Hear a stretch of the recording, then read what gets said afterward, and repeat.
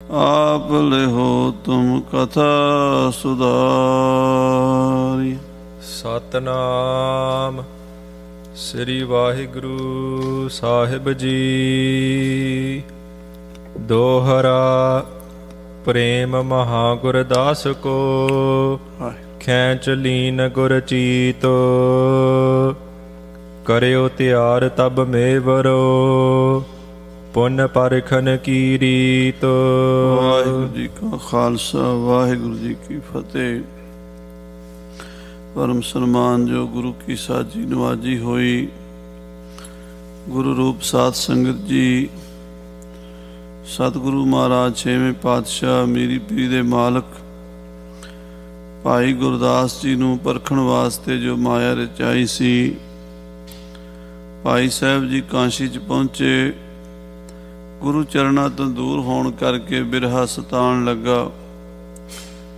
एक घड़ी ना मिलते तां कालजुग होता, हुण कद मिलिए प्रै तुद भगवंता।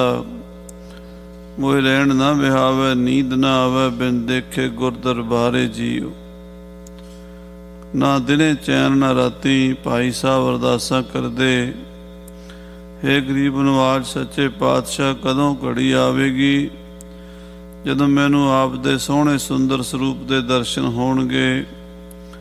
ਆਪ ਜੀ ਦੇ ਦਰਸ਼ਨ ਕਰਕੇ ਮੇਰੀਆਂ ਅੱਖਾਂ ਤ੍ਰਿਪਤ ਹੋਣਗੀਆਂ। ਇਸ ਤਰ੍ਹਾਂ ਦੀ ਅਰਦਾਸ ਭਾਈ ਸਾਹਿਬ ਦਿਨ ਰਾਤ ਕਰਦੇ ਰਹਿੰਦੇ। ਹੋਰ ਕਿਸੇ ਚੀਜ਼ ਵਿੱਚ ਮਨ ਨਹੀਂ ਲੱਗਦਾ। ਕਾਂਸ਼ੀ ਦਾ ਰਾਜਾ ਭਾਈ ਸਾਹਿਬ ਦੀ ਬੜੀ ਸੇਵਾ ਕਰਦਾ ਹੈ। ਨਾ ਖਾਣ ਦੀ ਕਮੀ, ਨਾ ਪੀਣ ਦੀ, ਨਾ ਰਹਿਣ ਸਹਿਣ ਦੀ ਕੋਈ ਤੰਗੀ। ਫਿਰ ਵੀ ਮਨ ਕਾਂਸ਼ੀ 'ਚ ਲੱਗਦਾ ਨਹੀਂ। ਇਹੀ ਮਨ ਚਾਹੁੰਦਾ ਵੀ ਗੁਰੂ ਸਾਹਿਬ ਦੇ ਦਰਸ਼ਨਾਂ ਲਈ ਉੱਥੇ ਗੁਰੂ ਮਹਾਰਾਜ ਦੇ ਚਰਨਾਂ ਵਿੱਚ ਪਹੁੰਚੀਏ, ਸ੍ਰੀ ਅਕਾਲ ਤਖ਼ਤ ਸਾਹਿਬ ਜਾ ਕੇ ਦਰਸ਼ਨ ਕਰੀਏ। ਭਾਈ ਸਾਹਿਬ ਭਾਈ ਗੁਰਦਾਸ ਜੀ ਇਸ ਤਰ੍ਹਾਂ ਜੋ ਅਰਦਾਸਾਂ ਕਰਦੇ ਸਤਿਗੁਰਾਂ ਕੋਲ ਪਹੁੰਚ ਗਈਆਂ। ਜਾਣੀ ਜਾਣ ਅੰਤਰਜਾਮੀ ਘਟ ਘਟ ਦੀ ਜਾਣ ਵਾਲੇ ਮੀਰੀ ਪੀਰੀ ਦੇ ਮਾਲਕ ਛੇਵੇਂ ਪਾਤਸ਼ਾਹ ਜੀ ਨੇ ਭਾਈ ਸਾਹਿਬ ਜੀ ਨੂੰ ਅੰਮ੍ਰਿਤਸਰ ਸੱਦਣ ਵਾਸਤੇ ਜੋ ਸਾਧ ਸੰਗਤ ਜੀ ਲੀਲਾ ਰਚਾਈ ਹੈ, ਦੁਬਾਰਾ ਫਿਰ ਪ੍ਰੀਖਿਆ ਦਾ ਬਚਨ ਕਰ ਦਿੱਤਾ ਹੈ। ਉਹ ਕਥਾ ਸਰਵਣ ਕਰੀਏ, ਪ੍ਰੇਮ ਨਾਲ ਆਖੀਏ ਸਤਨਾਮ ਸ੍ਰੀ ਵਾਹਿਗੁਰੂ ਸਾਹਿਬ ਜੀ। ਸਤਨਾਮ ਸ੍ਰੀ ਵਾਹਿਗੁਰੂ ਸਾਹਿਬ ਜੀ। ਦੋਹਰਾ ਪ੍ਰੇਮ ਮਹਾਗੁਰਦਾਸ ਕੋ, ਭਾਈ ਸਾਹਿਬ ਦੇ ਮਨ ਵਿੱਚ ਬੜਾ ਭਾਰੀ ਪ੍ਰੇਮ ਜਾਗਿਆ ਗੁਰੂ ਪ੍ਰਤੀ। ਖੈਂਚ ਲੀਨ ਗੁਰ ਚੀਤ, ਔਰ ਇਸ ਪ੍ਰੇਮ ਨੇ ਗੁਰੂ ਸਾਹਿਬ ਨੂੰ ਖਿੱਚ ਪਾ ਲਈ। ਗੁਰੂ ਦਾ ਚਿੱਤ ਆਪਣੇ ਵੱਲ ਖਿੱਚ ਲਿਆ। ਜਦੋਂ ਸਿੱਖ ਗੁਰੂ ਨੂੰ ਯਾਦ ਕਰਦਾ ਤੇ ਗੁਰੂ ਵੀ ਸਿੱਖ ਨੂੰ ਯਾਦ ਕਰਦਾ ਹੈ। ਸਤਿਗੁਰ ਸਿਮਰਨ, ਸਤਿਗੁਰ ਮੰਤਰ ਸਿਮਰਨ ਮਾਤਰ, ਸਿਮਰਨ ਤਾਹੇ ਬਾਰੰਬਾਰ ਗੁਰ ਹੇਤ ਹੈ। ਸਿੱਖ ਇੱਕ ਵਾਰੀ ਵਾਹਿਗੁਰੂ ਕਹਿੰਦਾ, ਇੱਕ ਵਾਰੀ ਗੁਰੂ ਨੂੰ ਯਾਦ ਕਰਦਾ ਤੇ ਗੁਰੂ ਲੱਖਾਂ ਵਾਰੀ ਸਿੱਖ ਨੂੰ ਯਾਦ ਕਰਦਾ। ਇਸ ਪ੍ਰਕਾਰ ਦੇ ਨਾਲ ਭਾਈ ਸਾਹਿਬ ਦਾ ਮਨ ਗੁਰੂ ਸਾਹਿਬ ਜੀ ਨੇ ਆਪਣੇ ਵੱਲ ਖਿੱਚ ਲਿਆ ਤੇ ਗੁਰੂ ਸਾਹਿਬ ਦਾ ਮਨ ਭਾਈ ਸਾਹਿਬ ਨੇ ਆਪਣੇ ਵੱਲ ਖਿੱਚ ਲਿਆ। ਭਾਈ ਸਾਹਿਬ ਬਨਾਰਸ ਵਿੱਚ ਬੈਠੇ ਨੇ ਤੇ ਗੁਰੂ ਸਾਹਿਬ ਅੰਮ੍ਰਿਤਸਰ 'ਚ ਬੈਠੇ ਨੇ। ਦੋਵਾਂ ਪਾਸਿਆਂ ਤੋਂ ਪ੍ਰੇਮ ਦੀ ਖਿੱਚ ਪਈ ਹੈ। ਕਰਿਓ ਤਿਆਰ ਤਬ ਮੇਵਰੋ, ਛੇਵੇਂ ਪਾਤਸ਼ਾਹ ਨੇ ਮੇਵੜਾ ਅਰਦਾਸੀਆ ਭਾਈ ਸਾਹਿਬ ਵੱਲ ਭੇਜਿਆ, ਤਿਆਰ ਕੀਤਾ ਹੈ। ਪੁਨ ਪਰਖਨ ਕੀ ਰੀਤ, ਪਰ ਜੋ ਮੇਵੜੇ ਨੂੰ ਚਿੱਠੀ ਲਿਖ ਕੇ ਹੁਕਮਨਾਮਾ ਦਿੱਤਾ ਹੈ, ਉਹਦੇ ਵਿੱਚ ਭਾਈ ਸਾਹਿਬ ਦੀ ਹੋਰ ਪ੍ਰੀਖਿਆ ਹੋਣ ਲੱਗੀ ਹੈ। ਚੌਪਈ ਲਿਖਿਓ ਹੁਕਮਨਾਮਾ ਤਬ ਐਸੇ, ਮਹਾਰਾਜ ਨੇ ਇਸ ਤਰ੍ਹਾਂ ਹੁਕਮਨਾਮਾ ਲਿਖਿਆ ਹੈ। ਵਰਣਨ ਕਰੋ ਸੁਣਾਵੋ ਤੈਸੇ, ਕਵੀਰਾਜ ਭਾਈ ਸੰਤੋਖ ਸਿੰਘ ਸਾਹਿਬ ਜੀ ਲਿਖਦੇ ਨੇ, ਮੈਂ ਉਸੇ ਤਰ੍ਹਾਂ ਵਰਣਨ ਕਰਦਾ ਹਾਂ ਜਿਸ ਤਰ੍ਹਾਂ ਮਹਾਰਾਜ ਨੇ ਮੀਰੀ ਪੀਰੀ ਦੇ ਮਾਲਕ ਨੇ ਹੁਕਮਨਾਮਾ ਲਿਖਿਆ ਹੈ। ਕਾਛੀ ਈਛ ਗੁਰੂ ਸਿੱਖ ਸੁਣਿਆ ਹੈ। ਕਾਸ਼ੀ ਦੇ ਰਾਜੇ ਨੂੰ ਮਹਾਰਾਜ ਕਹਿੰਦੇ, ਹੇ ਕਾਸ਼ੀ ਨਰੇਸ਼, ਤੂੰ ਗੁਰੂ ਕਾ ਸਿੱਖ ਹੈ, ਗੁਰੂ ਨਾਨਕ ਦਾ ਪ੍ਰੇਮੀ ਹੈ। ਤੁਬ ਢਿਗ ਚੋਰ ਗੁਰੂ ਕੋ ਜਨੀਐ। ਤੇਰੇ ਕੋਲ ਸਾਡਾ ਇੱਕ ਸਿੱਖ, ਸਾਡਾ ਇੱਕ ਚੋਰ ਆਇਆ ਹੈ, ਗੁਰੂ ਘਰ ਦਾ ਚੋਰ ਹੈ, ਉਹ ਤੇਰੇ ਕੋਲ ਹੈ। ਬਾਸ ਕਰਹਿ ਕਾਛੀ ਮੈਂ ਹੋਏ। ਉਹ ਕਾਸ਼ੀ ਦੇ ਵਿੱਚ ਵਾਸ ਕਰਦਾ ਹੈ, ਕਾਸ਼ੀ ਵਿੱਚ ਰਹਿੰਦਾ ਹੈ। ਹਾਂਜੀ। ਖੋਜੋ ਦੇਹੋ ਮੁਸ਼ਕਾ ਬੰਦ ਸੋਏ। ਉਹਨੂੰ ਲੱਭ ਕੇ ਉਹਦੀਆਂ ਮੁਸ਼ਕਾਂ ਬੰਨ੍ਹ ਕੇ ਉਸ ਨੂੰ ਸਾਡੇ ਕੋਲ ਭੇਜੋ। ਨਾਮ ਅਹੈ ਤਿਸ ਕੋ ਗੁਰਦਾਸ। ਉਹਦਾ ਨਾਮ ਗੁਰਦਾਸ ਹੈ। ਗੁਰਦਾਸ ਨਾਮ ਦਾ ਚੋਰ, ਇਹ ਸਾਡਾ ਬੰਦਾ, ਸਾਡਾ ਚੋਰ ਹੈ ਤੇ ਤੇਰੀ ਰਾਜਧਾਨੀ ਵਿੱਚ ਰਹਿੰਦਾ ਹੈ, ਕਾਸ਼ੀ ਵਿੱਚ ਰਹਿੰਦਾ ਹੈ। ਹਾਂਜੀ। ਕਰ ਕੈ ਕੈਦ ਪਠੋ ਹਮ ਪਾਸ। ਉਹਨੂੰ ਲੱਭ ਕੇ ਕੈਦ ਕਰਕੇ ਸਾਡੇ ਕੋਲ ਭੇਜੋ। ਤਬ ਹੋਏ ਗੁਰ ਕੀ ਖੁਸ਼ੀ ਵਿਸਾਲਾ। ਜੇ ਤੂੰ ਸਾਡੇ ਚੋਰ ਨੂੰ ਫੜ ਕੇ ਸਾਡੇ ਕੋਲ ਭੇਜੇਗਾ, ਤੇਰੇ ਤੇ ਗੁਰੂ ਘਰ ਦੀਆਂ ਖੁਸ਼ੀਆਂ ਹੋਣਗੀਆਂ, ਗੁਰੂ ਘਰ ਦੀ ਵੱਡੀ ਬਖਸ਼ਿਸ਼ ਤੈਨੂੰ ਪ੍ਰਾਪਤ ਹੋਵੇਗੀ। ਖੋਜੋ ਚੋਰ ਪਠੋ ਤਤਕਾਲਾ। ਸਾਡਾ ਚੋਰ ਲੱਭ ਤੇ ਛੇਤੀ ਨਾਲ ਉਹਨੂੰ ਸਾਡੇ ਕੋਲ ਭੇਜ ਦੇ। ਲਿਏ ਹੁਕਮਨਾਮਾ ਤਬ ਗਇਓ। ਇਹ ਹੁਕਮਨਾਮਾ ਲੈ ਕੇ ਮੇਵੜਾ ਅਰਦਾਸੀਆ ਚੱਲ ਪਿਆ ਤੇ ਕਾਂਸ਼ੀ ਚਲਾ ਗਿਆ। ਕਾਂਚੀਪੁਰ ਮਹਿ ਪ੍ਰਾਪਤ ਭਇਓ। ਸ੍ਰੀ ਅੰਮ੍ਰਿਤਸਰ ਤੋਂ ਚੱਲ ਕੇ ਕਾਂਸ਼ੀ ਜਾ ਪਹੁੰਚਿਆ। ਸਭਾ ਬਿਖੈ ਜਹ ਹੁਤੋ ਮਹੀਪ। ਰਾਜਾ ਕਾਂਸ਼ੀ ਦਾ ਜਿੱਥੇ ਦੀਵਾਨ ਲਾ ਕੇ ਕਚਹਿਰੀ ਲਾ ਕੇ ਬੈਠਾ ਸੀ, ਤਿਹ ਠਾਂ ਪਹੁੰਚਤ ਭਇਓ ਸਮੀਪ। ਕਹਿੰਦੇ ਉਥੇ ਕਾਂਸ਼ੀ ਦੇ ਰਾਜੇ ਦੇ ਕੋਲ ਪਹੁੰਚਿਆ ਹੈ। ਦਿਓ ਹੁਕਮਨਾਮਾ ਨਿਰਪਚੀਨਾ। ਕਹਿੰਦੇ ਗੁਰੂ ਸਾਹਿਬ ਦਾ ਹੁਕਮਨਾਮਾ ਰਾਜੇ ਨੂੰ ਦਿੱਤਾ ਤੇ ਰਾਜੇ ਨੇ ਹੁਕਮਨਾਮੇ ਸਾਹਿਬ ਦੇ ਦਰਸ਼ਨ ਕੀਤੇ ਹਨ। ਕਰ ਸਨਮਾਨ ਸੀਸ ਧਰ ਲੀਨਾ। ਬੜੇ ਸਨਮਾਨ ਨਾਲ ਮਹਾਰਾਜ ਦਾ ਹੁਕਮਨਾਮਾ ਰਾਜੇ ਨੇ ਮੱਥੇ ਤੇ ਰੱਖਿਆ, ਮੱਥਾ ਟੇਕਿਆ ਹੈ। ਪਠ ਕਰ ਸਕਲ ਜਾਨ ਅਹਵਾਲ। ਕਹਿੰਦੇ ਸਾਰਾ ਹੁਕਮਨਾਮਾ ਪੜ੍ਹ ਕੇ ਰਾਜੇ ਨੇ ਸਾਰੀ ਗੱਲ ਸਮਝ ਲਈ, ਸਾਰਾ ਅਹਿਵਾਲ ਸਮਝ ਲਿਆ। ਗੁਰੂ ਸਾਹਿਬ ਨੇ ਲਿਖਿਆ ਸੀ ਕਾਂਸ਼ੀ ਦਾ ਰਾਜਾ ਤੋ ਗੁਰੂ ਘਰ ਦਾ ਪ੍ਰੇਮੀ ਹੈ, ਗੁਰੂ ਕਾ ਸਿੱਖ ਹੈ। ਤੇਰੀ ਨਗਰੀ ਦੇ ਵਿੱਚ ਸਾਡਾ ਚੋਰ ਹੈ, ਉਹਨੂੰ ਬੰਨ੍ਹ ਕੇ ਸਾਡੇ ਕੋਲ ਭੇਜਣਾ। ਰਾਜੇ ਨੇ ਜਦੋਂ ਇਹ ਸਾਰੀ ਗੱਲ ਪੜ੍ਹੀ ਹੈ, ਜਾਣ ਲਈ ਹੈ। ਬੂਝੀ ਸਭਾ ਸਰਬ ਤਿਸ ਕਾਲ। ਸਾਰੀ ਕਚਹਿਰੀ ਦੇ ਬੰਦਿਆਂ ਨੂੰ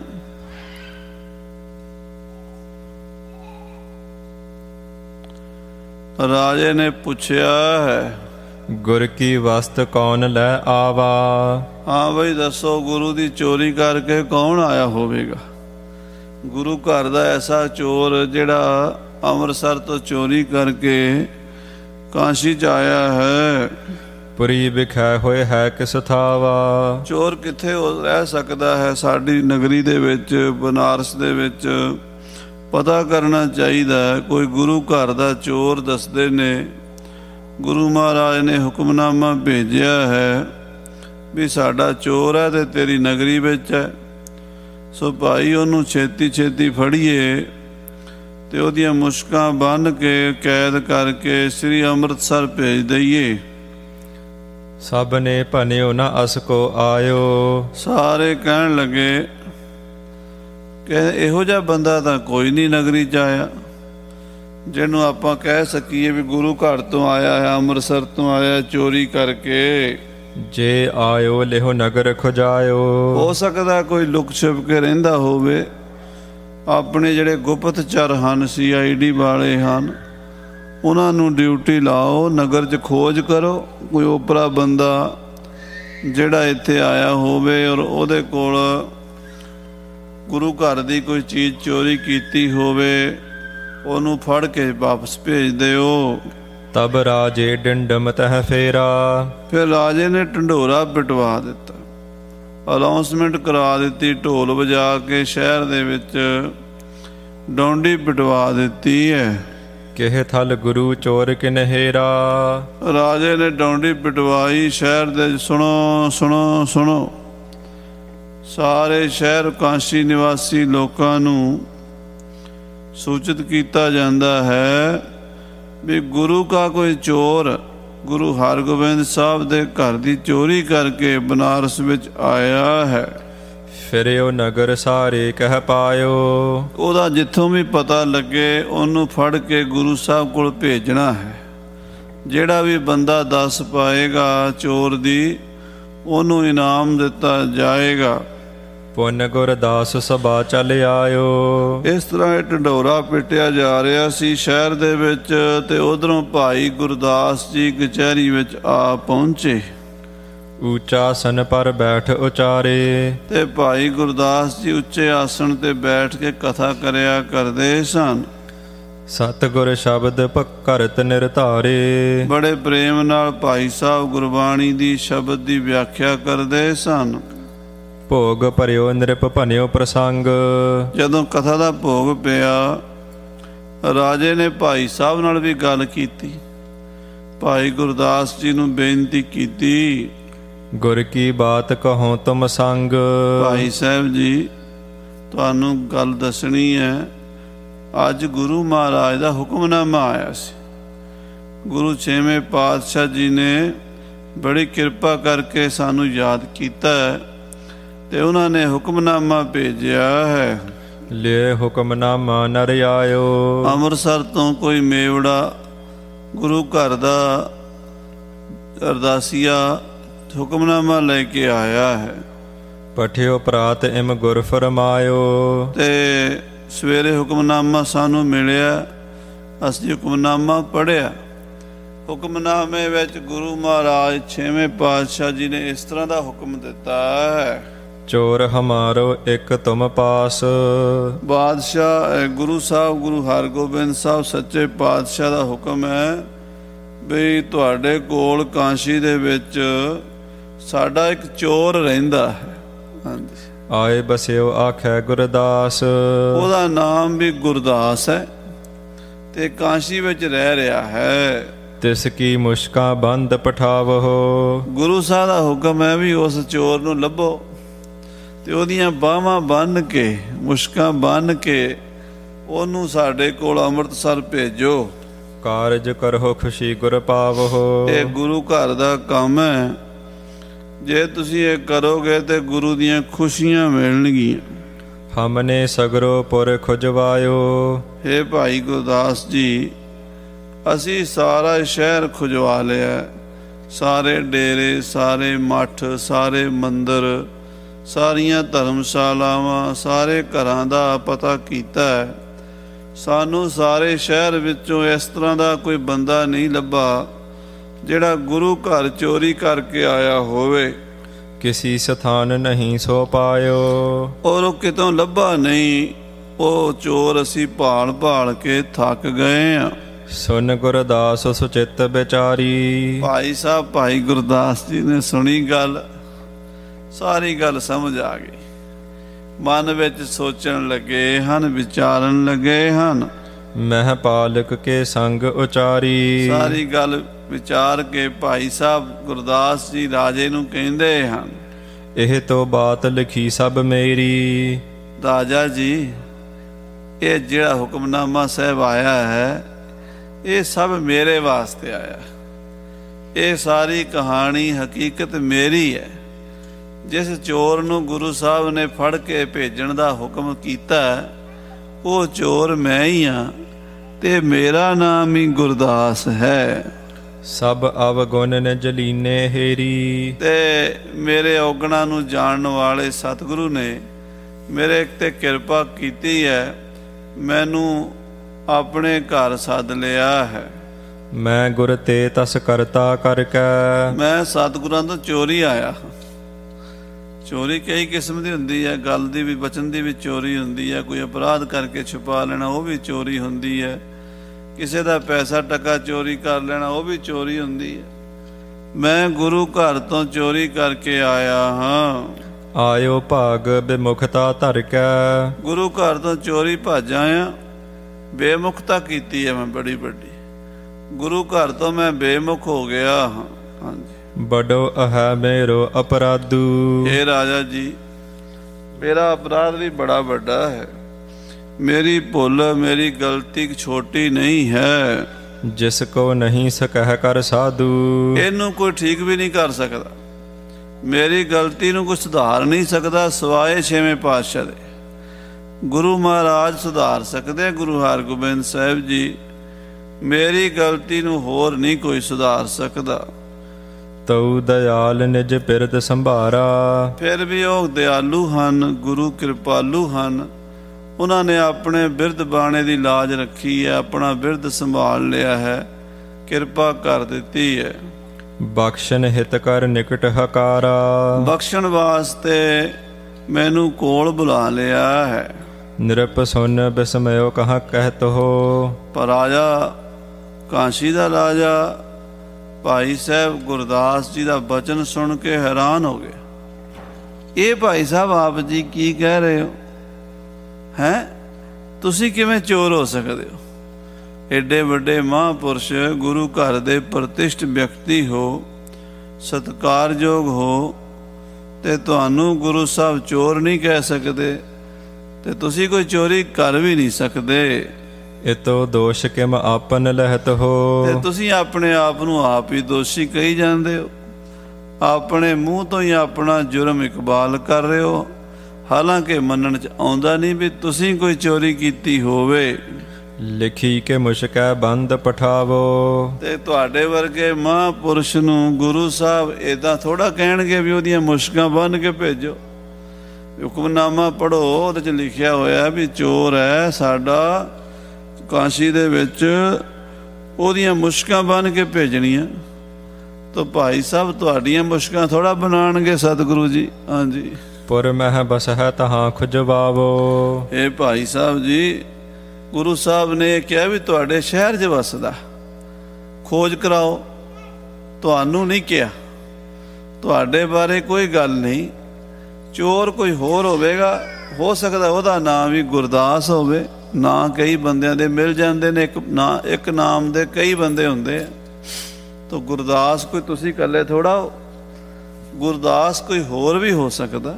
ਹਾਂਜੀ, ਕਹਾਂ ਕਰਿਓ ਤੁਮ ਗੁਰ ਅਪਰਾਧੂ। ਨਾਲੇ ਭਾਈ ਸਾਹਿਬ ਜੀ, ਤੁਸੀਂ ਗੁਰੂ ਘਰ ਦਾ ਕੀ ਅਪਰਾਧ ਕੀਤਾ? ਤੁਸੀਂ ਕੀ ਭੁੱਲ ਕੀਤੀ ਹੈ ਜਿਹੜੀ ਤੁਹਾਨੂੰ ਗੁਰੂ ਸਾਹਿਬ ਮੁਸ਼ਕਾਂ ਬੰਨ੍ਹ ਕੇ ਮੰਗਵਾਉਣਗੇ? ਮਹਾਪ੍ਰਬੀਨ ਸੁਮਤ ਸੁਖ ਸਾਧੂ। ਤੁਸੀਂ ਮਹਾਪੁਰਸ਼, ਮਹਾਪ੍ਰਬੀਨ, ਸੁਮਤ ਦੇ ਸ੍ਰੇਸ਼ਟ ਬੁੱਧੀ ਦੇ ਮਾਲਕ ਹੋ, ਸਾਧੂ ਪੁਰਸ਼ ਹੋ। ਇਹ ਕੋ ਅਪਰ ਲਿਖਿਓ ਪੁਰ ਮਹੀਆ। ਇਹ ਕੋਈ ਹੋਰ ਗੁਰਦਾਸ ਹੈ ਜਿਹੜਾ ਕਿਹਾ ਨਾ ਗੁਰੂ ਸਾਹਿਬ ਨੇ ਵੀ ਸਾਡਾ ਚੋਰ ਹੈ, ਗੁਰਦਾਸ ਉਹਦਾ ਨਾਮ ਹੈ, ਤੇ ਰਹਿੰਦਾ ਬਨਾਰਸ ਵਿੱਚ ਹੈ, ਉਹਨੂੰ ਫੜ ਕੇ ਭੇਜੋ ਮੁਸ਼ਕਾਂ ਬੰਨ੍ਹ ਕੇ। ਇਹ ਕਿਸੇ ਹੋਰ ਬੰਦੇ ਦੀ ਗੱਲ ਹੈ, ਤੁਹਾਡਾ ਨਹੀਂ ਮਹਾਂਪੁਰਸ਼। ਇਹਦੇ ਵਿੱਚ ਕੋਈ ਕਸੂਰ ਜਾਂ ਤੁਹਾਡਾ ਕੋਈ ਨਾਂ ਨਹੀਂ ਹੈ। ਸਨੈ ਸਨੈ ਖੋ ਜਹ ਜਹ ਕਹੀਆ। ਕੋਈ ਗੱਲ ਨਹੀਂ, ਅੱਜ ਕੱਲ ਹਫਤੇ 'ਚ ਅਸੀਂ ਲੱਭ ਹੀ ਲੈਣਾ। ਸਾਡੀ CID ਸਾਰੇ ਸ਼ਹਿਰ ਵਿੱਚ, ਪਿੰਡਾਂ 'ਚ, ਇਲਾਕੇ 'ਚ ਫਿਰ ਰਹੀ ਹੈ। ਸਾਡੇ ਬੰਦਿਆਂ ਨੇ ਜਿਹੜੇ ਗੁਪਤਚਰ ਹੁੰਦੇ ਨੇ CID ਵਾਲੇ, ਉਹਨਾਂ ਨੇ ਪਤਾ ਕਰ ਲੈਣਾ ਵੀ ਕਿਹੜਾ ਬੰਦਾ ਹੋ ਸਕਦਾ, ਤੇ ਉਹਨੂੰ ਬੰਨ੍ਹ ਕੇ ਭੇਜ ਦਿਆਂਗੇ। ਭਾਈ ਸਾਹਿਬ ਜੀ, ਤੁਸੀਂ ਏਦਾਂ ਨਾ ਸੋਚੋ। ਹਾਂਜੀ, ਇਹਾ ਹੋਏ ਤਾਂ ਪਠਹਿ ਬਨਾਈ। ਜੇ ਸਾਡੀ ਕਾਂਸ਼ੀ 'ਚ ਹੋਇਆ ਤੇ ਅਸੀਂ ਭੇਜਾਂਗੇ, ਜ਼ਰੂਰ ਭੇਜਾਂਗੇ। ਜੇ ਕੋਈ ਹੋਇਆ ਹੀ ਨਾ ਤੇ ਫਿਰ ਗੁਰੂ ਸਾਹਿਬ ਨੂੰ ਲਿਖ ਭੇਜਾਂਗੇ ਵੀ ਮਹਾਰਾਜ, ਤੁਹਾਨੂੰ ਕਿਸੇ ਨੇ ਗਲਤ ਇਨਫੋਰਮੇਸ਼ਨ ਦਿੱਤੀ ਹੈ, ਸਾਡੇ ਸ਼ਹਿਰ ਵਿੱਚ ਕੋਈ ਚੋਰ ਨਹੀਂ। ਫਿਰ ਇਹ ਬੇਨਤੀ ਕਰ ਦਿਆਂਗੇ। ਹਾਂਜੀ, ਨਾਹੇ ਤਾਂ ਲਿਖ ਹੈ ਨਾ ਕੋ ਇਸ ਥਾਈ। ਨਹੀਂ ਤਾਂ ਲਿਖ ਭੇਜਾਂਗੇ ਵੀ ਇੱਥੇ ਕੋਈ ਚੋਰ ਨਹੀਂ ਹੈ। ਸੁਨ ਗੁਰਦਾਸ ਨਿਰਪਤ ਸੋ ਗਾਇਓ। ਭਾਈ ਸਾਹਿਬ ਗੁਰਦਾਸ ਜੀ ਰਾਜੇ ਦੀ ਗੱਲ ਸੁਣ ਕੇ ਕਹਿਣ ਲੱਗੇ, ਕਹਾਂ ਮੇਵਰਾ ਜੋ ਚੱਲ ਆਇਓ। ਦੇਖੋ ਰਾਜਾ ਜੀ, ਜਿਹੜਾ ਮੇਵੜਾ ਅਰਦਾਸ ਲੈ ਕੇ, ਹੁਕਮਨਾਮਾ ਲੈ ਕੇ ਆਇਆ ਨਾ, ਉਹ ਕਿੱਥੇ ਹੈ? ਇੱਕ ਵਾਰੀ ਸਾਡੇ ਕੋਲ ਉਹਨੂੰ ਬੁਲਾਓ, ਫਿਰ ਤੁਹਾਨੂੰ ਪਤਾ ਲੱਗ ਜਾਏਗਾ। ਤਬ ਭੂਪਤ ਨਿਜ ਨਿਕਟ ਹਕਾਰਾ। ਤਾਂ ਰਾਜੇ ਨੇ ਆਪਣਾ ਨੌਕਰ ਭੇਜਿਆ ਵੀ ਜਾਓ, ਜਿਹੜਾ ਗੁਰੂ ਸਾਹਿਬ ਨੇ ਮੇਵੜਾ ਭੇਜਿਆ ਉਹਨੂੰ ਬੁਲਾ ਕੇ ਲਿਆਓ। ਜਿਹੜਾ ਗੁਰੂ ਘਰ ਦਾ ਅਰਦਾਸੀਆ ਸੀ, ਮੇਵੜਾ ਸੀ, ਉਹ ਰਾਜੇ ਦੀ ਕਚਹਿਰੀ 'ਚ ਆ ਗਿਆ। ਕਰ ਚਿਨਾਰ ਗੁਰਦਾਸ ਹਕਾਰਾ। ਭਾਈ ਗੁਰਦਾਸ ਜੀ ਨੇ ਪਛਾਣ ਲਿਆ ਵੀ ਇਹ ਤੇ ਫਲਾਣਾ ਸਿੱਖ ਹੈ। ਗੁਰੂ ਮਹਾਰਾਜ ਨੇ ਆਪਣੇ ਸਿੱਖਾਂ 'ਚ ਕੋਈ ਭੇਜਿਆ ਹੋਣਾ, ਤੇ ਭਾਈ ਸਾਹਿਬ ਜਾਣਦੇ ਹੀ ਸੀ ਸਿੱਖਾਂ ਨੂੰ। ਭਾਈ ਕੋਲ ਬੁਲਾ ਲਿਆ। ਕਰੀ ਮੇਵਰੇ ਨੇ ਤਬ ਬੰਧਨ। ਉਹ ਮੇਵੜਾ ਵੀ ਹੈਰਾਨ ਹੋ ਗਿਆ, ਉਹਨੂੰ ਵੀ ਨਹੀਂ ਸੀ ਪਤਾ ਵੀ ਭਾਈ ਸਾਹਿਬ ਗੁਰਦਾਸ ਜੀ ਹੀ ਜਿਹਨੂੰ ਮੈਂ ਲੈਣ ਆਇਆ ਉਹੀ ਚੋਰ ਹੈ। ਇਹ ਤਾਂ ਪਤਾ ਸੀ ਵੀ ਭਾਈ ਗੁਰਦਾਸ ਜੀ ਕਈ ਮਹੀਨਿਆਂ ਦੇ ਗੁੰਮੇ ਹੋਏ ਨੇ, ਗੁੰਮੇ ਵੀ ਕਾਬਲ ਤੋਂ ਨੇ। ਤੇ ਇਹ ਥੋੜਾ ਵੀ ਕਾਬਲ ਕਿੱਧਰ, ਕਾਸ਼ੀ ਕਿੱਧਰ, ਕਿੱਥੇ, ਉਹਨੂੰ ਸ਼ੱਕ ਸਿਰਫ ਗੁਰੂ ਸਾਹਿਬ ਨੂੰ ਹੀ ਪਤਾ ਸੀ। ਮੇਰੀ ਪੀਰੀ ਦੇ ਮਾਲਕ ਛੇਵੇਂ ਪਾਤਸ਼ਾਹ ਨੂੰ ਸਤਿਗੁਰੂ ਅੰਤਰਜਾਮੀ ਆਪਣੀ ਅੰਤਰਜਾਮਤਾ ਨਾਲ ਹੀ ਜਾਣ ਗਏ ਸਨ ਵੀ ਭਾਈ ਗੁਰਦਾਸ ਜੀ ਕਿੱਥੇ ਨੇ। ਬਾਕੀ ਕਿਸੇ ਨੂੰ ਅਜੇ ਪਤਾ ਨਹੀਂ ਸੀ। ਜਦੋਂ ਮੇਵੜੇ ਨੇ ਭਾਈ ਸਾਹਿਬ ਬੈਠੇ ਵੇਖੇ, ਉਹ ਮੇਵੜੇ ਨੇ ਜਾ ਕੇ ਚਰਨਾਂ ਤੇ ਮੱਥਾ ਟੇਕਿਆ। ਕੁਸ਼ਲ ਪ੍ਰਸ਼ਨ ਤੇ ਹੋਏ ਅਭਿਨੰਦਨ। ਉਹਨੇ ਭਾਈ ਸਾਹਿਬ ਦਾ ਹਾਲ ਚਾਲ ਪੁੱਛਿਆ। ਉਹ ਵੀ ਹੈਰਾਨ ਹੋਇਆ ਵੀ ਭਾਈ ਸਾਹਿਬ ਇੱਥੇ ਕਿੱਥੇ ਆਏ ਬੈਠੇ। ਭਾਈ ਸਾਹਿਬ ਬਾਰੇ ਤਾਂ ਸੁਣਿਆ ਸੀ ਵੀ ਕਾਬਲ ਤੋਂ ਗੁੰਮ ਗਏ, ਤੰਬੂ ਪਾੜ ਕੇ ਚਲੇ ਗਏ ਕਿਤੇ, ਪਰ ਭਾਈ ਸਾਹਿਬ ਇੱਥੇ ਹੋਣਗੇ ਇਹ ਤਾਂ ਕਿਸੇ ਨੂੰ ਸੰਭਾਵਨਾ ਨਹੀਂ ਸੀ। ਜਦੋਂ ਉਹਨੇ ਹੈਰਾਨੀ ਨਾਲ ਦੇਖਿਆ, ਮੱਥਾ ਟੇਕਿਆ, ਹਾਲ ਚਾਲ ਪੁੱਛਿਆ, ਆਪਸ ਵਿੱਚ ਇੱਕ ਦੂਜੀ ਨਾਲ ਬਚਨ ਬਿਲਾਸ ਹੋਏ। ਮਿਲੇ ਪਰਸ ਪਰ ਹਰਖਤ ਹੋਏ। ਆਪਸ ਵਿੱਚ ਬੜੀ ਖੁਸ਼ੀ ਨਾਲ ਮਿਲੇ ਹਨ। ਭਾਈ ਸਾਹਿਬ ਵੀ ਬੜੇ ਖੁਸ਼ ਹੋਏ ਗੁਰੂ ਕੇ ਸਿੱਖ ਨੂੰ ਮਿਲ ਕੇ। ਉਹ ਸਿੱਖ ਬਹੁਤ ਜ਼ਿਆਦਾ ਖੁਸ਼ ਹੋਇਆ ਭਾਈ ਸਾਹਿਬ ਨੂੰ ਮਿਲ ਕੇ। ਹਾਂਜੀ, ਨੇਹ ਸਨੇ ਬਹੁ ਸਭ ਹਨ ਜੋਏ। ਕਹਿੰਦੇ ਆਪਸ ਵਿੱਚ ਬੜਾ ਪ੍ਰੇਮ ਕੀਤਾ ਇੱਕ ਦੂਜੀ ਨਾਲ। ਪੁਨ ਭੂਪਤ ਕੋ ਸਭ ਸਮਝਾਇਓ। ਫਿਰ ਭਾਈ ਸਾਹਿਬ ਨੇ ਉਹ ਮੇਵੜੇ ਨੂੰ ਵੀ ਬਿਠਾ ਲਿਆ ਤੇ ਰਾਜੇ ਨੂੰ ਸਮਝਾਉਣ ਲੱਗੇ। ਦੇਖ ਰਾਜਾ, ਜਿਹੜਾ ਹੁਕਮਨਾਮਾ ਸਾਹਿਬ ਆਇਆ ਉਹ ਕਿਸੇ ਹੋਰ ਵਾਸਤੇ ਨਹੀਂ ਆਇਆ, ਉਹ ਸਤਿਗੁਰੂ ਮਹਾਰਾਜ ਨੇ ਮੇਰੇ ਵਾਸਤੇ ਹੀ ਭੇਜਿਆ ਹੈ। ਹਾਂਜੀ, ਸਤਿਗੁਰ ਪਰਖਨ ਬਿਉਂਤ ਬਨਾਇਓ। ਅਸਲ ਵਿੱਚ ਗੱਲ ਹੈ ਰਾਜਾ ਜੀ ਵੀ ਮਹਾਰਾਜ ਮੀਰੀ ਪੀਰੀ ਦੇ ਮਾਲਕ ਨੇ ਮੈਨੂੰ ਪਰਖਣ ਵਾਸਤੇ ਬਿਉਂਤ ਬਣਾਈ ਸੀ। ਸਤਿਗੁਰੂ ਜੀ ਨੇ ਮੈਨੂੰ ਪਰਖਣ ਵਾਸਤੇ ਇਹ ਖੇਡ ਰਚਾਈ ਸੀ। ਪ੍ਰਥਮ ਠੀਕਰੀ ਧਨ ਕੀ ਕੀਨ।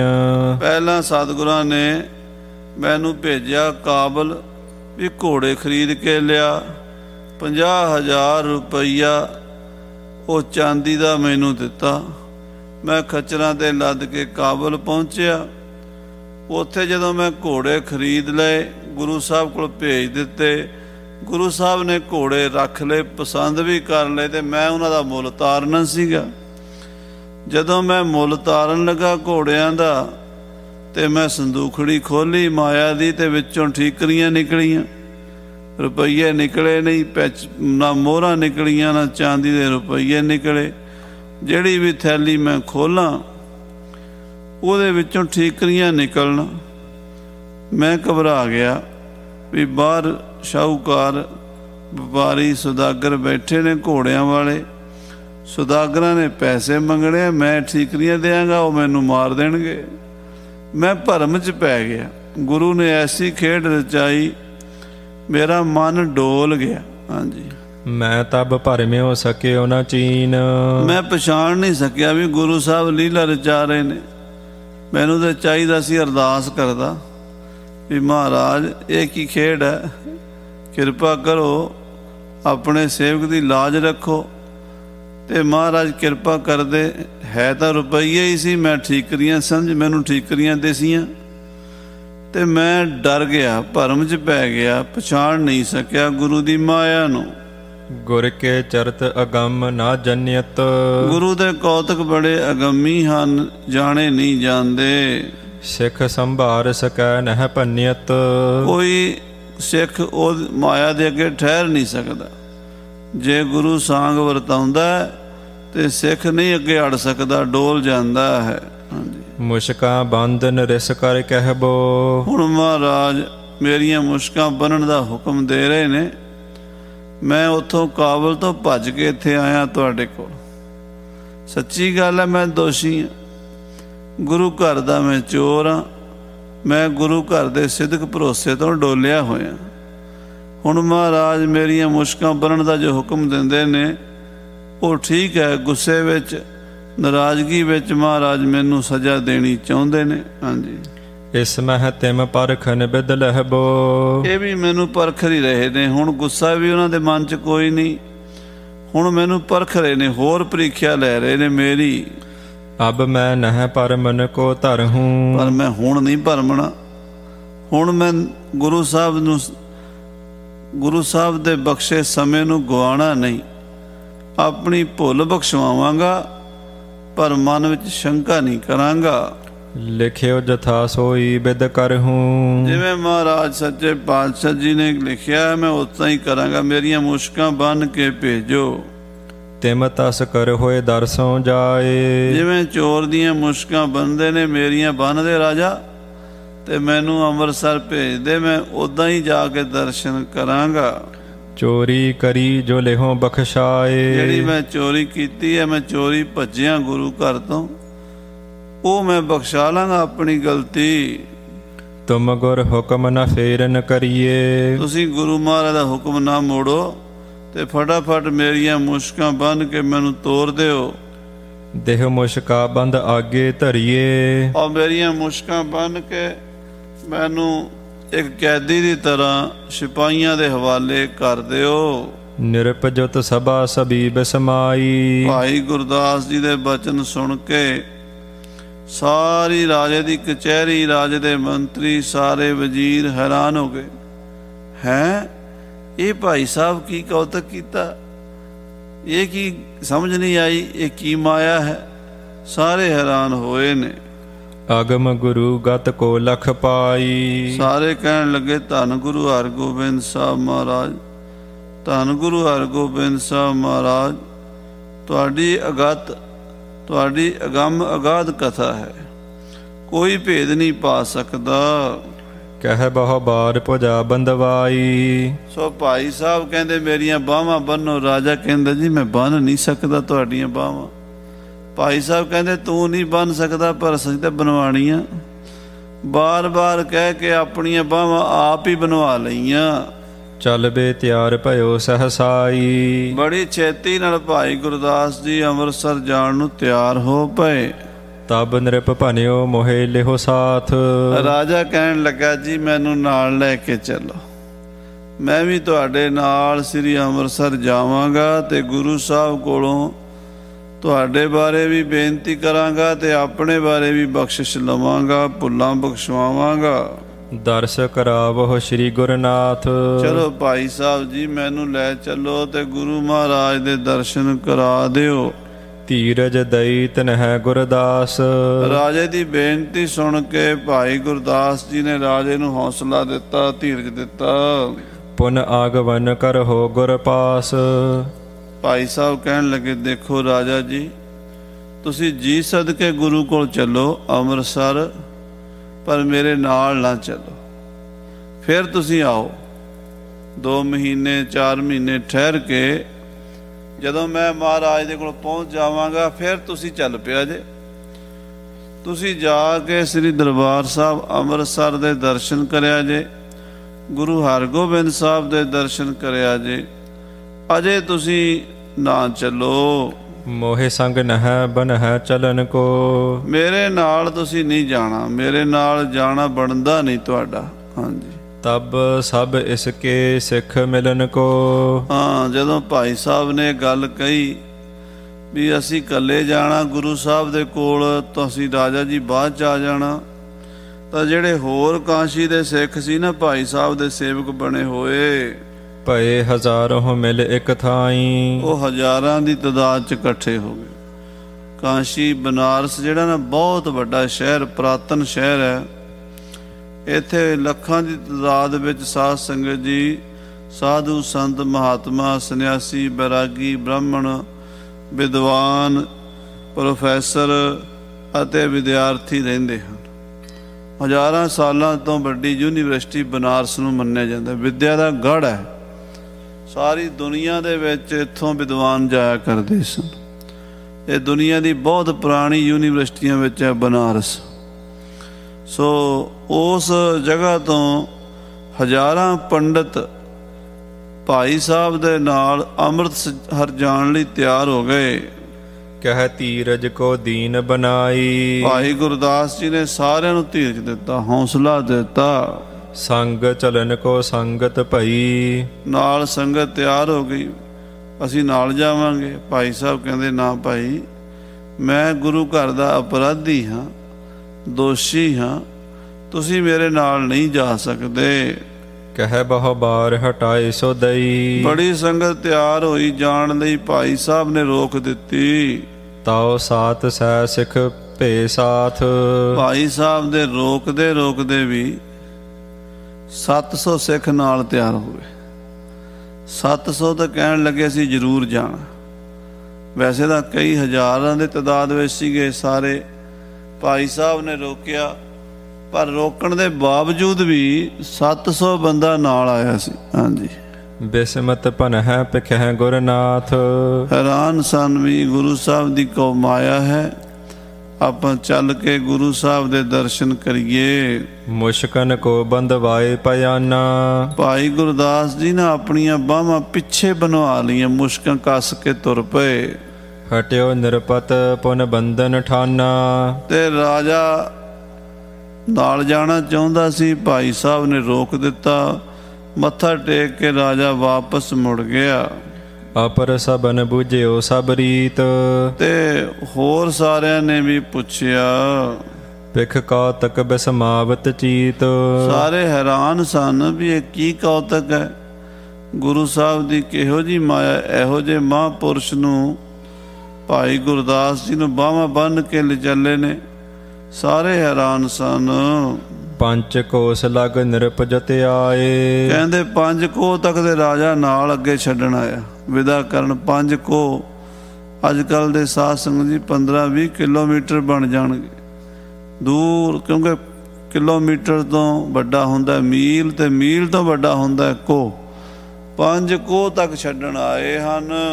ਪੁੰਨ ਬਹੁ ਬਾਰੀ ਕਹਿਓ ਹਟਾਏ। ਤੇ ਫਿਰ ਬਾਰ-ਬਾਰ ਭਾਈ ਸਾਹਿਬ ਨੇ ਰਾਜੇ ਨੂੰ ਕਿਹਾ ਵੀ ਰਾਜਾ ਜੀ ਤੁਸੀਂ ਵਾਪਸ ਜਾਓ, ਆਰਾਮ ਕਰੋ ਤੇ ਅਸੀਂ ਅੱਗੇ ਦਾ ਸਫ਼ਰ ਕਰੀਏ। ਏਕ ਮੰਜ਼ਲ ਸਭ ਚੱਲ ਕਰ ਆਏ। ਸਾਰੇ ਕਹਿੰਦੇ ਨਹੀਂ ਜੀ, ਅਸੀਂ ਤੁਹਾਨੂੰ 1 ਮੰਜ਼ਿਲ ਤੱਕ ਤੇ ਜ਼ਰੂਰ ਛੱਡ ਕੇ ਆਉਣਾ। 1 ਮੰਜ਼ਿਲ ਤੱਕ ਤੇ ਸਾਰੇ ਆਏ ਹਨ। ਨੰਮਰ ਮੇਵਰੋ ਬਾਕ ਅਲਾਏ। ਤੇ ਜਿਹੜਾ ਮੇਵੜਾ ਮਹਾਰਾਜ ਦਾ ਹੁਕਮਨਾਮਾ ਲੈ ਕੇ ਆਇਆ ਸੀ, ਉਸ ਨੇ ਬੜੀ ਨਿਮਰਤਾ ਨਾਲ ਭਾਈ ਸਾਹਿਬ ਨੂੰ ਬੇਨਤੀ ਕੀਤੀ। ਧੰਨ ਧੰਨ ਤੁਮ ਸਿੱਖ ਸਿਰਮੌਰ। ਉਹ ਕਹਿਣ ਲੱਗਾ ਧੰਨ ਭਾਈ ਗੁਰਦਾਸ ਜੀ, ਤੁਸੀਂ ਧੰਨ ਹੋ, ਸਿਰਮੌਰ ਸਿੱਖ ਹੋ। ਤੁਹਾਡੇ ਤੋਂ ਵੱਡਾ ਸਿੱਖ ਲੱਭਣਾ ਮੁਸ਼ਕਲ ਹੈ ਗੁਰਸਿੱਖੀ ਵਿੱਚ। ਨਹਿ ਸਮਾਨ ਦੂਸਰ ਕਿਸ ਠੌਰ। ਤੁਹਾਡੇ ਸਮਾਨ, ਤੁਹਾਡੇ ਵਰਗਾ ਦੂਸਰਾ ਗੁਰਸਿੱਖ ਸੰਸਾਰ ਤੇ ਅਸੀਂ ਕਿਤੇ ਵੇਖਿਆ ਨਹੀਂ। ਹੁਕਮ ਗੁਰੂ ਕੋ ਸਗਰੋ ਮਾਨਾ। ਤੁਸੀਂ ਸਤਿਗੁਰਾਂ ਦਾ ਸਾਰਾ ਹੁਕਮ ਮੰਨ ਕੇ, ਪਾਣਾ ਮੰਨ ਕੇ ਚੱਲ ਪਏ ਹੋ। ਹੁਕਮ ਰਜਾਈ ਚੱਲਣਾ, ਤੁਸੀਂ ਹੁਕਮ ਦੇ ਵਿੱਚ, ਰਜਾ ਦੇ ਵਿੱਚ ਰਾਜੀ ਹੋ। ਸਭ ਬਿਦ ਵਡਿਆਈ ਨਿਜਹਾਨਾ। ਆਪਣੀ ਏਡੀ ਵੱਡੀ ਮਾਣ ਪ੍ਰਤਿਸ਼ਠਾ ਇੱਜ਼ਤ ਦੀ ਪਰਵਾਹ ਨਹੀਂ ਕੀਤੀ। ਆਪਣੀ ਮਾਣ ਵਡਿਆਈ ਨੂੰ ਦਾਅ ਤੇ ਲਾ ਕੇ ਗੁਰੂ ਦੀ ਖੁਸ਼ੀ ਲੈਣ ਲਈ ਚੱਲ ਪਏ ਹੋ। ਸਭ ਮਗ ਮਹਿ ਨਹਿ ਇਮ ਪੁਜ ਆਵੈ। ਪਰ ਭਾਈ ਸਾਹਿਬ ਜੀ, ਏਦਾਂ ਇੰਨਾ ਲੰਮਾ ਪੈਂਡਾ ਬਾਹਾਂ ਬੰਨ੍ਹ ਕੇ ਤੁਰਨਾ ਮੁਸ਼ਕਲ ਹੈ। ਸਾਰੇ ਰਸਤੇ 'ਚ ਤੁਸੀਂ ਬਾਹਾਂ ਬਣਵਾਈਆਂ ਨੇ, ਪਿੱਛੋਂ ਇੱਕ ਬੰਦਾ ਬਾਹਾਂ ਦੀ ਰੱਸੀ ਫੜੀ ਬੈਠਾ ਹੈ। ਇੱਕ ਤਾਂ ਚੰਗਾ ਵੀ ਨਹੀਂ ਲੱਗਦਾ। ਚਲੋ ਗੁਰੂ ਦਾ ਹੁਕਮ ਹੈ, ਉਹ ਠੀਕ ਹੈ, ਪਰ ਇੰਨੇ ਸੈਂਕੜੇ ਮੀਲ, ਲਗਭਗ 1200-1500 ਕਿਲੋਮੀਟਰ ਬਣਦਾ ਬਨਾਰਸ ਅੰਮ੍ਰਿਤਸਰ, ਨੇੜੇ ਨਹੀਂ ਹੈ। ਇੰਨਾ ਲੰਮਾ ਸਮਾਂ, ਇੰਨਾ ਸਫ਼ਰ ਬਾਹਾਂ ਬੰਨ੍ਹ ਕੇ ਕਿਵੇਂ ਤੁਰੋਗੇ? ਹਾਂਜੀ। ਪੁਜਾ ਖੁਲਾਏ ਚਲਿਓ ਤਬ ਜਾਵੈ। ਤੁਸੀਂ ਆਪਣੀਆਂ ਬਾਹਾਂ ਖੁਲਵਾ ਲਓ ਤਾਂ ਹੀ ਇਹ ਸਫ਼ਰ ਮੁੱਕੇਗਾ। ਜੇ ਸਰੀਰ ਨੂੰ ਕਸ਼ਟ ਹੋਵੇ ਫਿਰ ਸਫ਼ਰ ਨਹੀਂ ਹੁੰਦਾ। ਹਾਂਜੀ। ਜਿਸ ਦਿਨ ਚਲੋ ਸੁਦਾਸਰ ਥਾਏ। ਜਦੋਂ ਸ੍ਰੀ ਅੰਮ੍ਰਿਤਸਰ ਚੱਲੋਗੇ, ਅੰਮ੍ਰਿਤਸਰ ਪਹੁੰਚੋਗੇ, ਇਸ ਪ੍ਰਕਾਰ ਕੀ ਲਿਹੋ ਬੰਦਵਾਏ। ਜੇ ਤੁਹਾਡਾ ਜੀ ਕਰੇਗਾ ਤੇ ਉੱਥੇ ਇੱਦਾਂ ਬਣਵਾ ਲਿਆ ਜੇ ਬਾਹਾਂ, ਉੱਥੇ ਆਪਣੀਆਂ ਬਾਹਾਂ ਪਿੱਛੇ ਕਰਕੇ ਬਣਵਾ ਲਿਆ ਜੇ। ਗੁਰੂ ਸਾਹਿਬ ਦੇ ਸਾਹਮਣੇ ਜਾਣ ਵੇਲੇ ਰਸਤੇ ਵਿੱਚ ਇੰਨਾ ਕਸ਼ਟ ਨਾ ਸਹਾਰੋ। ਇਮ ਕਹਿ ਚਰਨ ਪਕੜ ਕਰ ਰਹਿਓ। ਉਹ ਮੇਵੜਾ ਇਹ ਬੇਨਤੀ ਵੀ ਕਰ ਰਿਹਾ ਸੀ ਤੇ ਨਾਲੇ ਭਾਈ ਸਾਹਿਬ ਦੇ ਪੈਰ ਫੜ ਕੇ ਖੜਾ ਸੀ।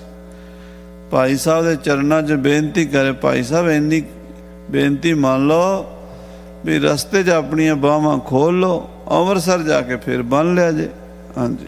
ਤਬ ਗੁਰਦਾਸ ਸਬਨ ਮਹਿ ਕਹਿਓ। ਤਾਂ ਭਾਈ ਗੁਰਦਾਸ ਜੀ ਨੇ ਸਾਰੀ ਸੰਗਤ ਦੀ, ਸਿੱਖਾਂ ਦੀ ਬੇਨਤੀ ਮੰਨ ਕੇ ਕਿਹਾ, ਚੋਰ ਉਚਿਤ ਚਹੀਅਤ ਇਮ ਕਰੀ। ਦੇਖੋ ਭਾਈ ਮੇਵੜਾ ਜੀ, ਸਾਰੀ ਸੰਗਤ ਜੀ, ਮੈਂ ਚੋਰ ਹਾਂ ਤੇ ਚੋਰ ਦੀਆਂ ਬਾਹਾਂ ਬੰਨੀਆਂ ਹੀ ਸੋਹਣੀਆਂ ਲੱਗਦੀਆਂ। ਚੰਗੀ ਗੱਲ ਹੈ ਵੀ ਮੇਰੀਆਂ ਬਾਹਾਂ ਜਿਵੇਂ ਬੰਨੀਆਂ ਇੱਦਾਂ ਹੀ ਬੰਨ ਕੇ ਰੱਖੋ। ਜੇ ਤੁਮ ਅਬ ਔਰੇ ਮਤ ਧਰੀ। ਪਰ ਜੇ ਤੁਸੀਂ ਸਾਰੇ ਇੱਦਾਂ ਚਾਹੁੰਦੇ ਹੋ ਵੀ ਮੇਰੀਆਂ ਬਾਹਾਂ ਅੰਮ੍ਰਿਤਸਰ ਤੱਕ ਖੋਲ ਲਈਆਂ ਜਾਣ, ਉੱਥੇ ਜਾ ਕੇ ਫਿਰ ਬੰਨ ਲਈਆਂ ਜਾਣ।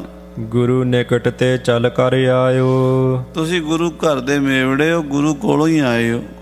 ਸਾਰੇ ਹੱਕ ਹਕੂਕ ਤੁਹਾਨੂੰ ਗੁਰੂ ਸਾਹਿਬ ਨੇ ਅਧਿਕਾਰ ਦੇ ਕੇ ਭੇਜਿਆ। ਮੈਂ ਤੁਹਾਡਾ ਬਚਨ ਮੋੜ ਵੀ ਨਹੀਂ ਸਕਦਾ।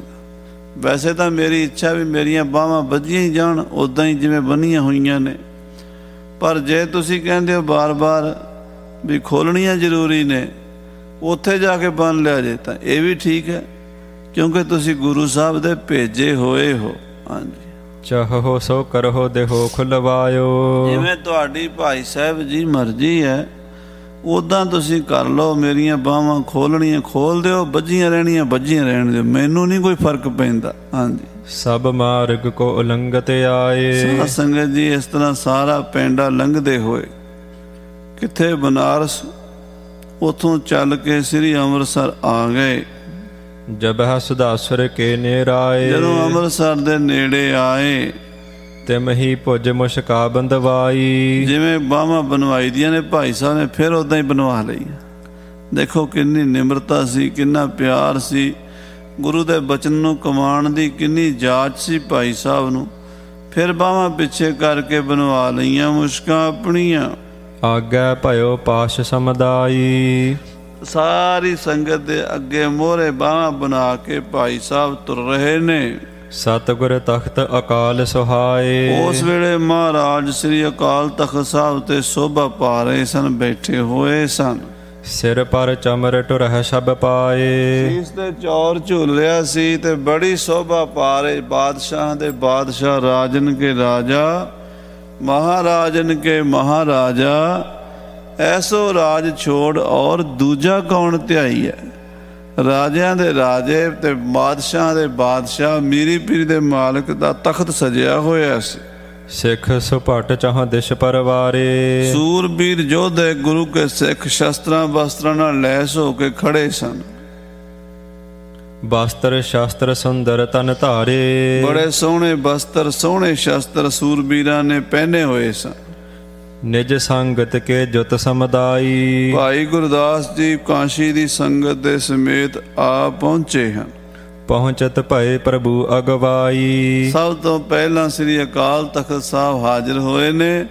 ਮੀਰੀ ਪੀਰੀ ਦੇ ਮਾਲਕ ਪਾਤਸ਼ਾਹ ਦੇ ਦਰਬਾਰ ਵਿੱਚ ਹਾਥ ਜੋੜ ਧਰਨੀ ਪਰ ਪਰੇ। ਹੱਥ ਜੋੜ ਕੇ ਧਰਤੀ ਤੇ ਲੰਮੇ ਪੈ ਗਏ ਨੇ ਭਾਈ ਸਾਹਿਬ ਜੀ। ਹਾਂਜੀ। ਭਾਉ ਸਮੇਤ ਦੰਡਵਤ ਕਰੇ। ਬੜੇ ਪ੍ਰੇਮ ਨਾਲ ਡੰਡੇ ਦੀ ਤਰ੍ਹਾਂ ਲੰਮੇ ਪੈ ਕੇ ਪ੍ਰਣਾਮ ਕੀਤੀ, ਨਮਸਕਾਰ ਕੀਤੀ ਹੈ।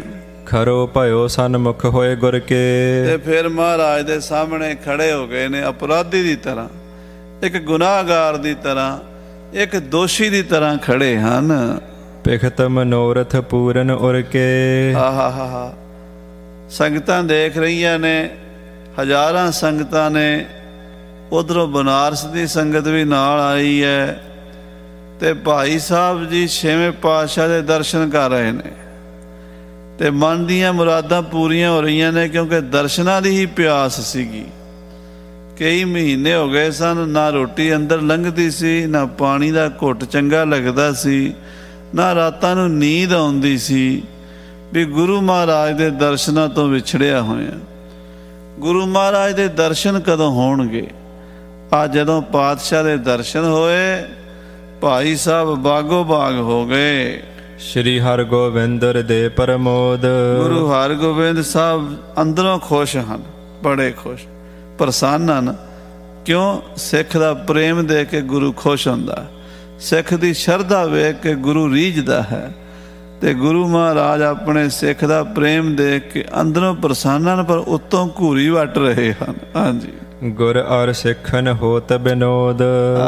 गुरु दे सिखां दे कौतक ही हुंदे आ। दुनियावी लोग की समझणगे साध संगत जी?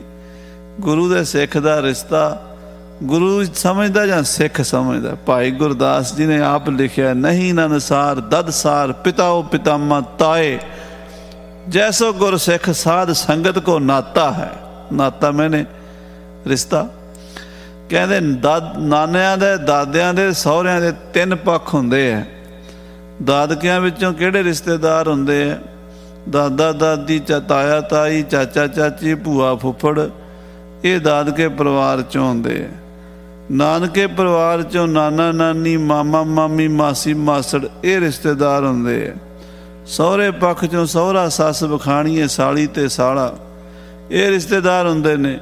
ਪਰ ਕਹਿੰਦੇ ਜਿਹੋ ਜਿਹਾ ਗੁਰੂ ਦੇ ਸਿੱਖ ਦਾ ਰਿਸ਼ਤਾ ਹੁੰਦਾ, ਇਹੋ ਜਿਹਾ ਤਿੰਨਾਂ 'ਚ ਕੋਈ ਨਹੀਂ ਹੁੰਦਾ। ਨਾ ਦਾਦਕਿਆਂ 'ਚ, ਨਾ ਨਾਨਕਿਆਂ 'ਚ, ਨਾ ਸਹੁਰਿਆਂ 'ਚ। ਆਖੋ ਸ੍ਰੀ ਵਾਹਿਗੁਰੂ। ਇਹ ਰਿਸ਼ਤਾ ਬੜਾ ਵੱਖਰਾ ਹੁੰਦਾ ਹੈ। ਆ ਗੁਰੂ ਸਾਹਿਬ ਸੱਚੇ ਪਾਤਸ਼ਾਹ ਬੈਠੇ ਨੇ ਅਕਾਲ ਤਖ਼ਤ ਸਾਹਿਬ ਦੇ ਉੱਤੇ, ਥੱਲੇ ਭਾਈ ਸਾਹਿਬ ਖੜੇ ਵੇਖ ਰਹੇ ਨੇ, ਰੱਜ ਲਾ ਕੇ ਦਰਸ਼ਨ ਕਰ ਰਹੇ ਨੇ ਮਹਾਰਾਜ ਛੇਵੇਂ ਪਾਤਸ਼ਾਹ ਦੇ, ਤੇ ਛੇਵੇਂ ਪਾਤਸ਼ਾਹ ਵੇਖ ਰਹੇ ਨੇ ਭਾਈ ਸਾਹਿਬ ਵੱਲ। ਹਾਂਜੀ, ਚਿਤ ਪ੍ਰਸੰਨ ਬਾਹਰ ਰਿਸ ਧਰੈ। ਅੰਦਰੋਂ ਤੇ ਮਹਾਰਾਜ ਖੁਸ਼ ਨੇ, ਉੱਤੋਂ ਗੁੱਸਾ ਕਰ ਰਹੇ ਨੇ ਮਹਾਰਾਜ, ਨਾਰਾਜ਼ਗੀ ਜ਼ਾਹਰ ਕਰ ਰਹੇ ਨੇ। ਹਾਂਜੀ, ਕਹੈ ਕਠੋਰ ਤਾੜ ਨਾ ਕਰੈ, ਤੇ ਕਠੋਰ ਬਚਨ ਕਰ ਰਹੇ ਨੇ, ਤਾੜ ਨਾ ਕਰ ਰਹੇ ਨੇ ਮਹਾਰਾਜ। ਹਾਂਜੀ, ਕਰੇ ਖਰੀਦਨ ਭਲੇ ਤੋ ਰੰਗ। ਚੰਗੇ ਘੋੜੇ ਖਰੀਦ ਕੇ ਆਏ ਹੋ। ਘੋੜੇ ਖਰੀਦਣ ਗਏ ਸੀ ਭਾਈ ਸਾਹਿਬ, ਚੰਗੇ ਭਲੇ ਘੋੜੇ ਖਰੀਦੇ ਆ ਤੁਸੀਂ। ਹਾਂਜੀ, ਤੁਰਤ ਪਹੁੰਚਿਓ ਲੈ ਕਰ ਸੰਗ। ਬੜੀ ਛੇਤੀ ਆ ਗਏ ਘੋੜੇ ਲੈ ਕੇ, ਇੰਨੀ ਛੇਤੀ ਆ ਗਏ, ਸਾਲਾਂ ਬੱਧੀ ਟਾਈਮ ਲਾ ਆਏ ਹੋ। ਹਾਂਜੀ, ਬੇਸਰ ਲਾਦ ਦਰਬ ਲੈ ਗਇਓ। 50,000 ਰੁਪਈਆ ਲੱਦ ਕੇ ਲੈ ਗਏ ਸੀ। ਹਾਂਜੀ, ਤਜ ਸੁਨੋ ਸਭ ਭਾਜਤ ਭਇਓ। ਤੇ ਉਹਨੂੰ ਖਿਲਾਰ ਕੇ ਪੈਸੇ ਨੂੰ ਤੰਬੂ 'ਚ ਸੁੰਨਾ ਛੱਡ ਕੇ, ਪੈਸਾ ਸਾਰਾ ਉੱਥੇ ਪਿਆ ਤੇ ਤੁਸੀਂ ਭੱਜ ਗਏ। ਹਾਂਜੀ, ਗੁਰ ਘਰ ਕੋ ਨੁਕਸਾਨ ਨਾ ਜਾਣਾ। ਇਹ ਨਹੀਂ ਜਾਣਿਆ ਵੀ ਗੁਰੂ ਘਰ ਦਾ ਨੁਕਸਾਨ ਹੋ ਜਾਏਗਾ, ਪੈਸੇ ਕੋਈ ਚੁਰਾ ਲੇਗਾ, ਕੋਈ ਹੋਰ ਨੁਕਸਾਨ ਹੋ ਜਾਏਗਾ। ਪੈਸੇ ਏਦਾਂ ਖਿਲਾਰ ਕੇ ਜਾਈਦੇ ਹੁੰਦੇ ਆ ਤੰਬੂ ਵਿੱਚ। ਹਾਂਜੀ, ਬਾਸ ਵਿਦੇਸ਼ ਜਾਏ ਕਰ ਠਾਨਾ। ਤੇ ਕਿੱਥੇ ਕਾਬਲ ਤੇ ਕਿੱਥੇ ਕਾਂਸ਼ੀ ਜਾ ਲੁਕੇ ਹੋ, ਇੰਨੀ ਦੂਰ ਜਾ ਬਾਸਾ ਕੀਤਾ ਭਾਈ ਸਾਹਿਬ ਜੀ। ਤੁਹੀਂ ਸਿੱਖ ਸਿਦਕੀ ਵੱਡ ਜੋਵਾ। ਬਸ ਤੂੰ ਹੀ ਇੱਕ ਸਿਦਕੀ ਸਿੱਖ ਰਹਿ ਗਿਆ ਸੀ। ਉਹ ਬਚਨ ਯਾਦ ਕਰਾ ਰਹੇ ਨੇ। ਜਦੋਂ ਭਾਈ ਬਹਿਲੋ ਜੀ, ਭਾਈ ਭਗਤੂ ਜੀ, ਭਾਈ ਸਾਲੋ ਜੀ ਵਰਗੇ, ਭਾਈ ਮੰਝ ਜੀ ਵਰਗੇ ਸਿੱਖਾਂ ਨੇ ਗੱਲ ਛੇੜੀ ਸੀ ਵੀ ਗੁਰੂ ਦੀ ਮਾਇਆ ਬੜੀ ਪ੍ਰਬਲ ਹੈ, ਸਿੱਖ ਨੂੰ ਭਰਮਾ ਲੈਂਦੀ ਹੈ। ਤੇ ਭਾਈ ਗੁਰਦਾਸ ਨੇ ਕਿਹਾ ਸੀ, ਜੇ ਗੁਰਸਾਂਗ ਵਰਤਦਾ ਸਿੱਖ ਸਿਦਕ ਨਾ ਹਾਰੇ। ਕਹਿੰਦੇ ਜੋ ਮਰਜ਼ੀ ਗੁਰੂ ਕਰ ਲਵੇ, ਸਿੱਖ ਨੂੰ ਸਿਦਕ ਨਹੀਂ ਹਾਰਨਾ ਚਾਹੀਦਾ। ਤੇ ਮਹਾਰਾਜ ਕਹਿੰਦੇ ਹੁਣ ਕਿੱਥੇ ਗਿਆ ਸਿਦਕ? ਕਿੰਨੀ ਛੇਤੀ ਡੋਲ ਗਏ, ਕਿੰਨੀ ਛੇਤੀ ਭਰਮ ਗਏ। ਇੱਕ ਤੂੰ ਹੀ ਸਿਦਕੀ ਰਹਿ ਗਿਆ ਸਿੱਖ ਗੁਰੂ ਦਾ। ਕਹਿੰਦੇ ਹਾਂਜੀ, ਪਰਿਓ ਕਾਜ ਗੁਰ ਕੋ ਅਸ ਹੋਵਾ। ਗੁਰੂ ਘਰ ਦਾ ਕੰਮ ਸੀ ਤੇ ਏਦਾਂ ਪੈਸੇ ਖਿਲਾਰ ਕੇ ਤੰਬੂ ਪਾੜ ਕੇ ਦੌੜ ਗਏ। ਕਯੋਂ ਅਬ ਉੱਤਰ ਦੇਤ ਨਾ ਕੋਈ। ਤੇ ਕਿਉਂ ਨਹੀਂ ਜਵਾਬ ਦਿੰਦੇ? ਦਿਓ ਹੁਣ। ਕੀ ਗੱਲ ਹੋ ਗਈ? ਕਿੱਥੇ ਗਿਆ ਸਿਦਕ ਤੁਹਾਡਾ? ਹਾਂਜੀ, ਇਮ ਚੱਲ ਗਇਓ ਕਹਾਂ ਗਤ ਹੋਈ। ਇਵੇਂ ਛੱਡ ਕੇ ਮਾਇਆ ਖਿਲਾਰ ਕੇ ਦੌੜ ਗਏ। ਕੀ ਹੋ ਗਿਆ ਸੀ ਤੁਹਾਨੂੰ ਉੱਥੇ? ਪੈਸੇ ਏਦਾਂ ਖਿਲਾਰੀ ਦੇ ਹੁੰਦੇ ਆ। ਹਾਂਜੀ, ਸੁਣ ਭਾਈ ਗੁਰਦਾਸ ਵਿਚਾਰੇ। ਸੁਣ ਕੇ ਭਾਈ ਸਾਹਿਬ ਭਾਈ ਗੁਰਦਾਸ ਜੀ ਵਿਚਾਰ ਕੀਤੀ। ਦੋਏ ਸਵਈਆ ਤਬੇ ਉਚਾਰੇ। ਉਸ ਵੇਲੇ ਭਾਈ ਸਾਹਿਬ ਜੀ ਨੇ ਸ੍ਰੀ ਅਕਾਲ ਤਖਤ ਦੇ ਸਾਹਮਣੇ ਬਾਹਾਂ ਬੰਨੀਆਂ ਹੋਈਆਂ ਨੇ, ਹੱਥ ਜੁੜੇ ਹੋਏ ਨੇ, ਅਪਰਾਧੀ ਦੀ ਤਰ੍ਹਾਂ ਖੜੇ ਹੋਏ ਨੇ।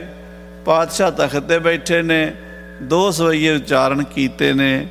ਬੜੇ ਕਮਾਲ ਦੇ ਸਵਈਏ ਨੇ ਸਾਧ ਸੰਗਤ ਜੀ। ਹੁਣ ਸਮਾਂ ਇਜਾਜ਼ਤ ਨਹੀਂ ਦਿੰਦਾ, ਕੱਲ੍ਹ ਨੂੰ ਆਪਾਂ ਇਹਨਾਂ ਸਵਈਆਂ ਦੀ ਵਿਚਾਰ ਵੀ ਸੁਣਾਂਗੇ ਤੇ ਗੁਰੂ ਸਾਹਿਬ ਕੀ ਬਚਨ ਕੀਤੇ ਉਹ ਵੀ ਸੁਣਾਂਗੇ। ਤੇ ਫਿਰ ਮਹਾਰਾਜ ਗੱਲ ਨਾਲ ਕਿਵੇਂ ਲਾਇਆ ਭਾਈ ਸਾਹਿਬ ਨੂੰ ਉਹ ਪ੍ਰੇਮ ਪ੍ਰਸੰਗ ਵੀ ਸੁਣਾਂਗੇ। ਸਮੇਂ ਦੇ ਲਿਹਾਜ਼ ਨਾਲ ਸਮਾਪਤੀ ਹੈ। ਹੇ ਗੋਬਿੰਦ, ਹੇ ਗੋਪਾਲ, ਹੇ ਦਇਆਲ,